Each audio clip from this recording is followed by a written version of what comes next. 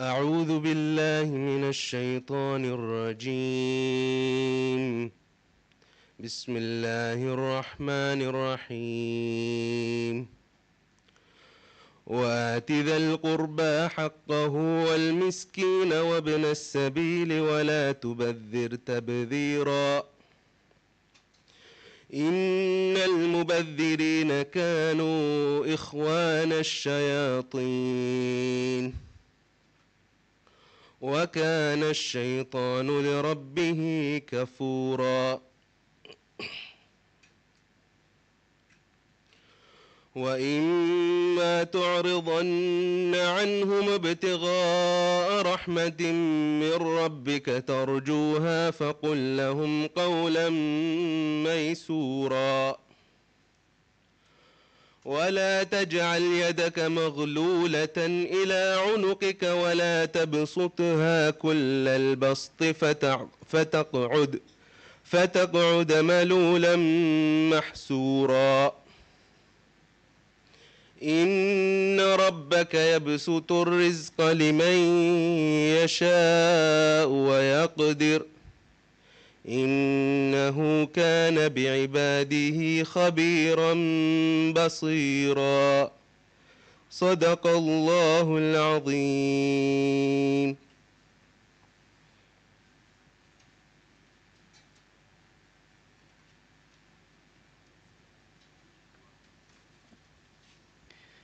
Good morning, distinguished guests, ladies and gentlemen. My name is Adriano Homare, and it is my pleasure to welcome you all to the consultation workshop on decongestion and disaster resilience in Male'City. This workshop is jointly organized by Male'City Council and by the United Nations Economic and Social Commission for Asia and the Pacific, ESCAP. The objective of this workshop is to bring together all stakeholders present here today to discuss the city's mobility challenges and to explore practical solutions to, for instance, decongestion and flooding in the city. Before I tell you more about the workshop, it is my honor to invite our distinguished speakers to deliver their opening remarks. First, I would like to invite His Excellency Adam Azim, Mayor of Male'City, to deliver his opening remarks. Mayor, the floor is yours.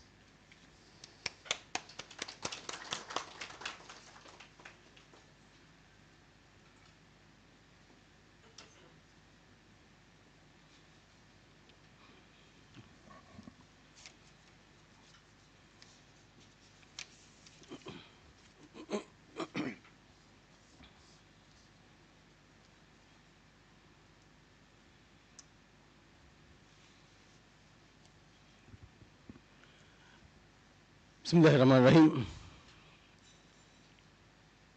Dr. Catherine Luga, Section Chief of the Transportation of ESCAP, distinguished representatives, esteemed councillors, respected senior government officials, head of departments, valued partners, colleagues, ladies and gentlemen, a very good morning to you all. It is both an honor and a privilege to welcome you to this consultation workshop on decongestion and disaster resilience. I wish to express my deepest appreciation to ESCAP, Dr. Catherine Luga, and all our partners for their continued support and partnership in this important endeavor. We greatly value their collaborations and commitment to our shared goals. The purpose of this workshop is to bring together diverse perspectives, government, technical experts, private sector, and civil society to openly discuss the challenges of congestion and disaster risk in the Greater Malé region. Together, we will review the latest findings on urban mobility, identify barriers, opportunities, and collectively shape actionable strategies to improve efficiency, safety, accessibility, and resilience in our urban transport system. Our expectations for this workshop are high. We hope to foster meaningful dialogue, generate innovative ideas, and lay the groundwork for policies and partnership that will drive tangible progress. By harnessing the expertise and commitment of everyone gathered here, We aim to ensure that the recommendations from this workshop are practical, inclusive, and capable of guiding MaleCity towards a more sustainable urban future.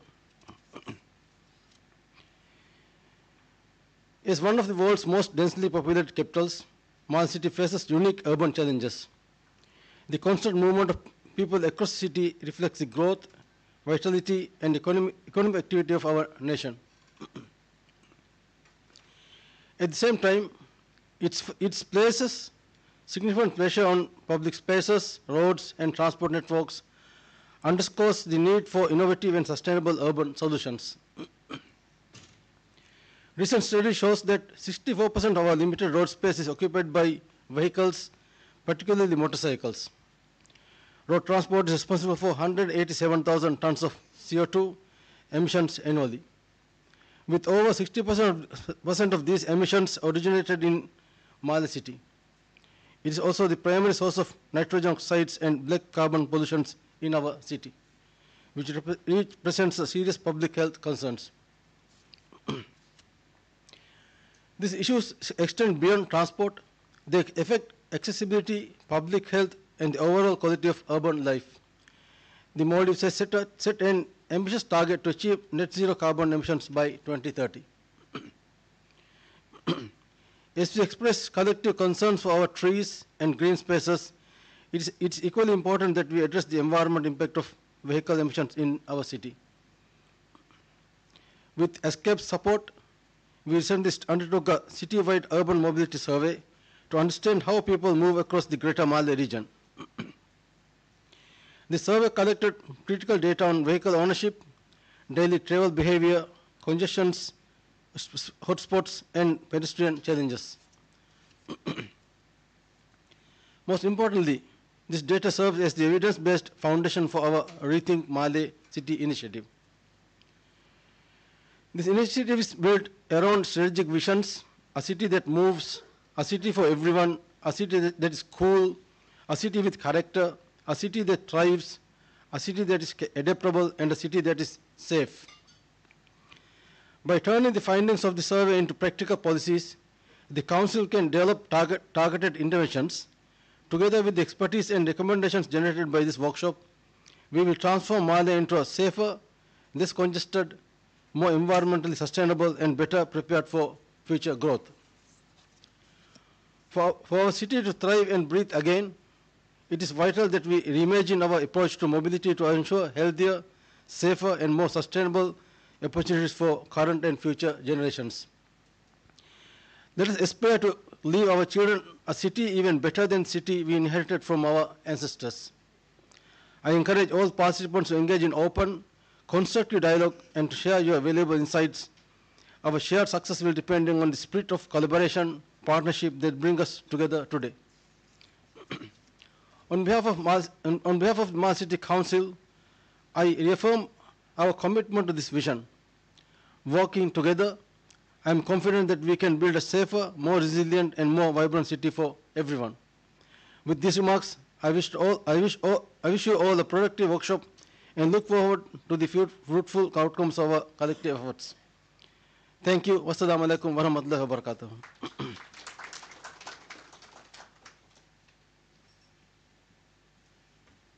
Thank you very much, Mr. Mayor. Next, I'm pleased to invite Dr. Catherine Luger, Section Chief of the Transport Division at ESCAP, to deliver her opening remarks. Catherine, the floor is yours.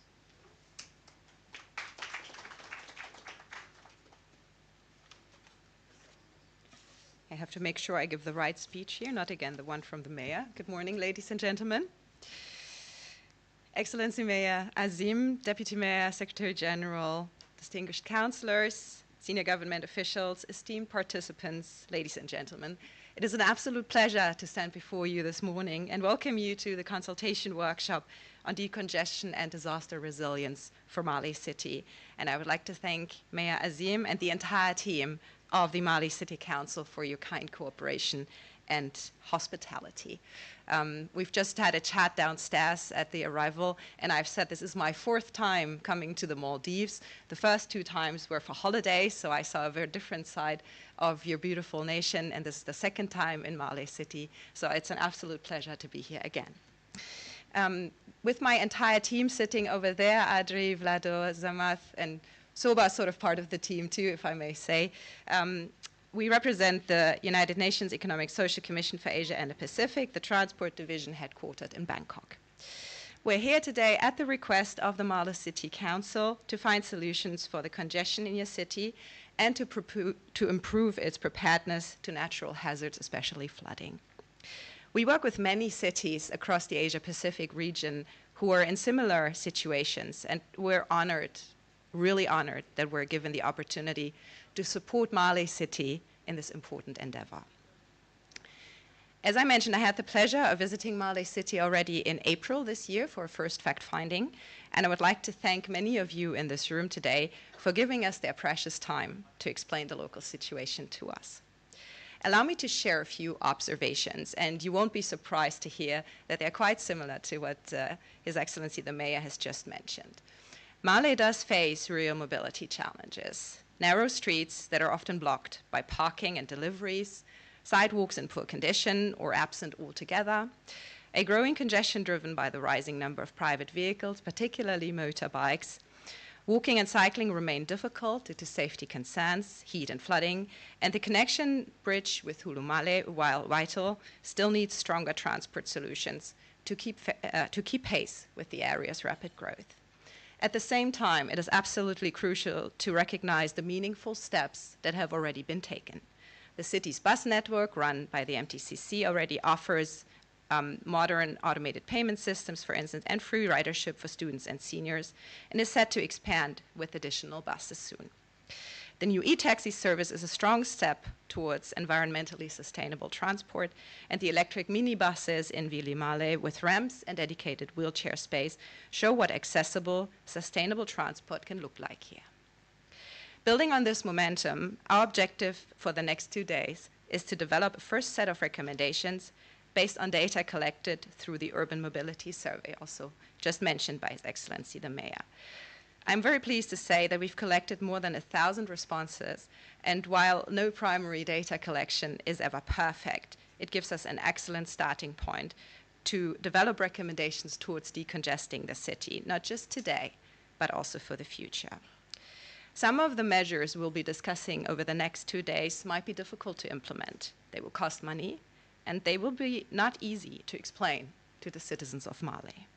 I remember very well when decongestion measures were first introduced in my hometown in Berlin, Germany. Paid parking was introduced for downtown areas, or parking was banned altogether in the city, in many cases relocated to multi-story car parks. Dedicated bus lanes were set up on some of downtown Berlin's busiest streets, and bus services were ramped up in frequency and capacity. Needless to say, initially the citizens of Berlin were not happy at all. But the city government stood firm, they enforced the new rules, and after a few months, people got used to what became the new normal. In fact, to this day, the people of my hometown benefit from these measures, and they do appreciate that there is reliable public transport and limited congestion in the city that allows them to reach their destinations safely, reliable, and on time. Mayor Azim, team of the MCC, councillors, ladies and gentlemen, this event is called a workshop for a reason. We have no predetermined solutions here. Instead, we're hoping to use the next 2 days to develop the right solutions, tailored for your city, and to hear all of your voices.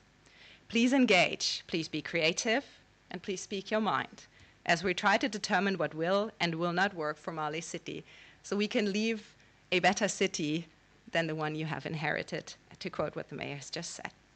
Thank you for taking the time to be here, for working with us to develop a more reliable, resilient, and accessible transport system for the people of Male. I thank you.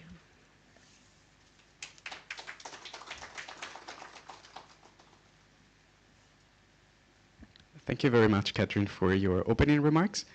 Next, Male'City Council has prepared a video for us today that we will play shortly.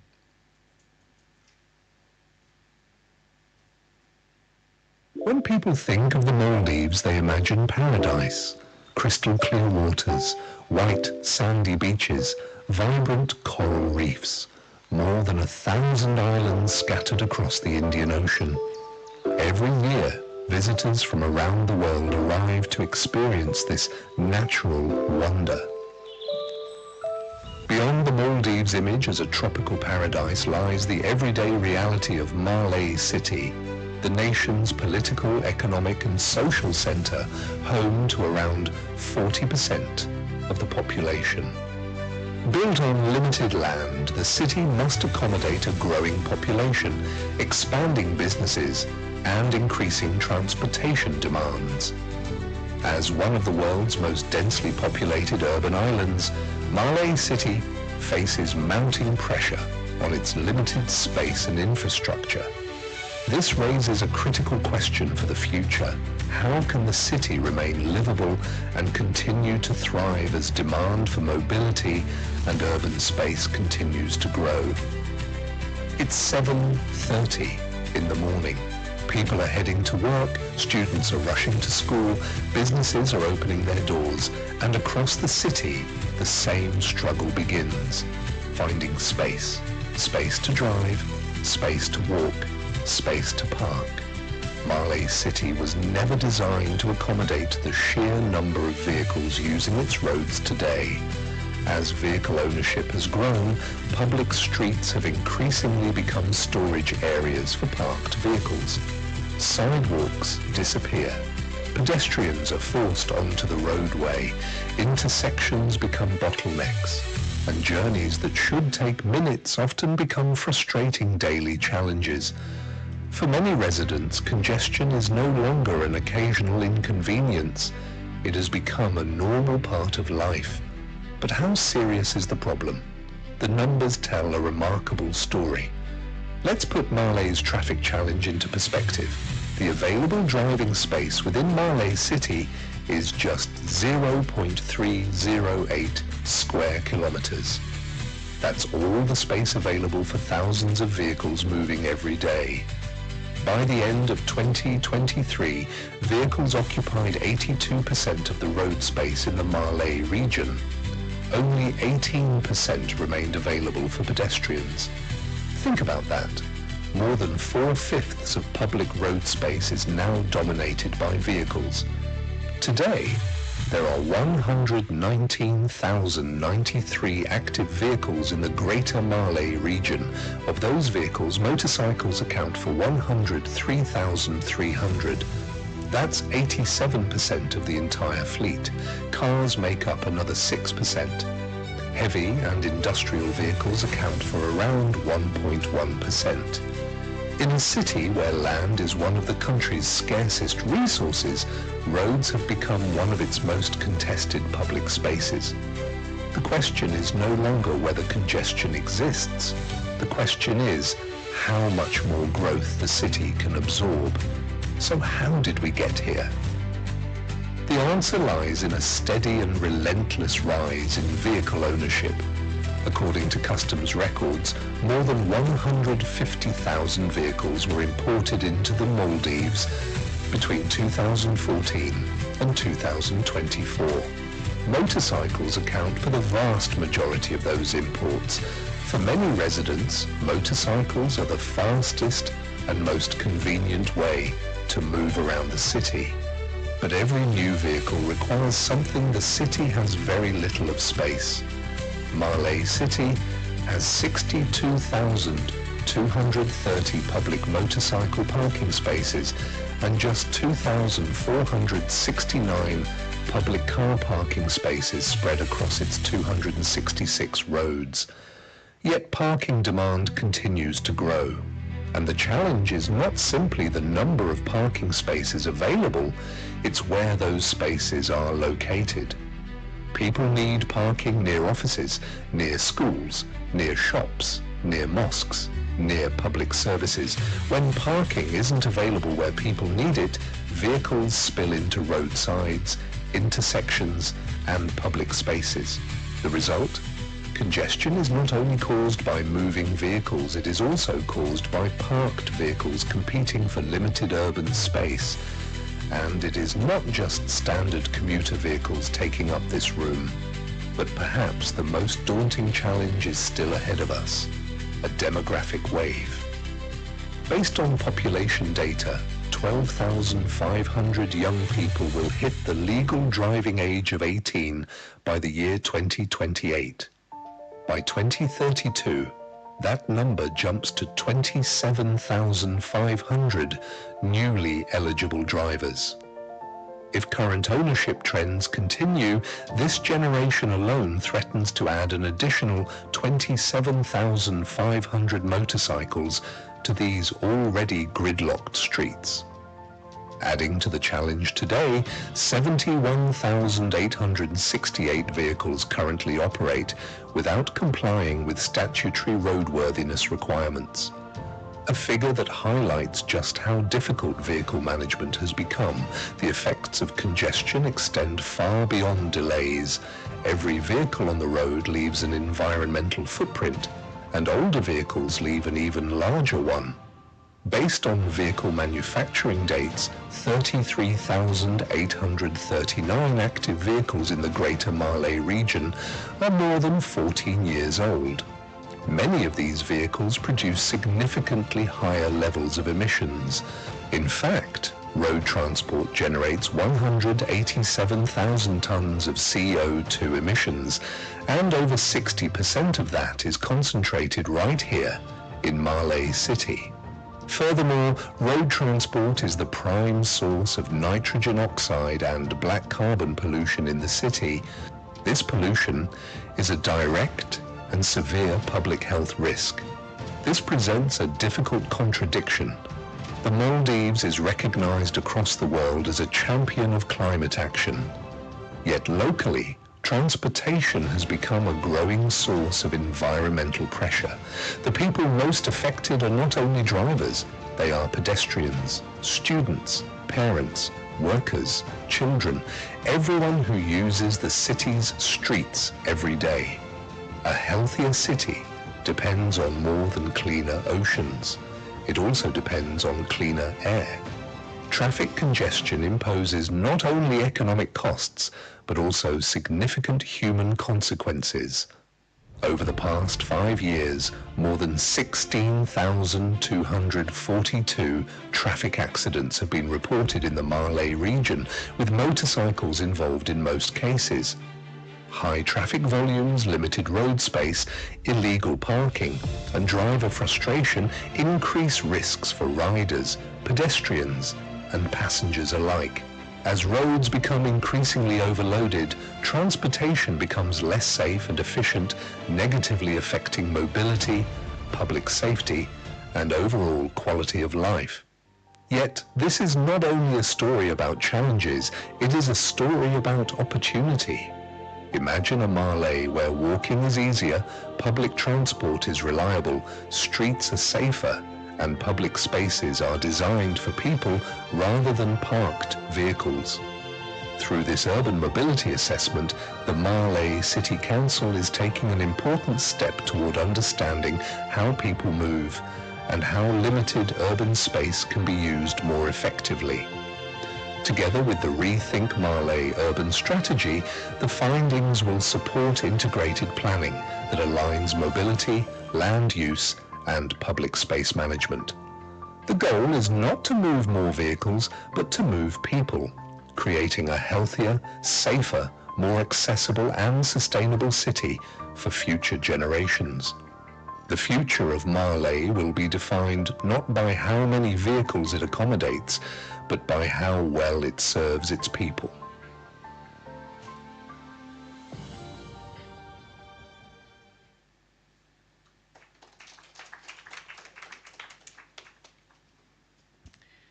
Thank you. And after these very beautiful pictures, we will take an even better picture that is a group picture of everyone here in the room. So may I kindly invite everyone to gather, I suppose, here in the front so we can take a group picture with everyone. Thank you.